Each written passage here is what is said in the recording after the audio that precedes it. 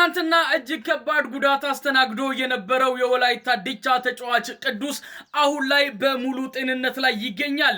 ትናንትና 7 ሰዓት ላይ በሲቢ ኢትዮጵያ ፕሪሚየር ሊግ ወላይታ ዲቻን ከኢትዮጵያ መድን ባገናኘው ጨዋታ ላይ ነው ቅዱስ እጅግ ከባድ የሚባል ጉዳት አስተናግዶ በፍጥነት ወደ ሕክምና ያቀናው። ታዲያ በትናንትናው ዕለት ማታ ላይ እጅግ በሙሉ ጤንነት ላይ እንደሚገኝም በሶሻል ሚዲያ የተጋራው ፎቶ ያረጋግጣል። ታዲያም የቅዱስ ጉዳት እጅግ ያንገበገባቸው ወላይታ ዲቻ ደጋፊዎች ጨዋታው እንደተጠናቀቀ ከሜዳ ሲወጡ እያለቀሱ እንደወጡ የሚያሳይ ምስልም ተጋርቷል። እስቲ ይህን ቪዲዮ ተመልከቱ።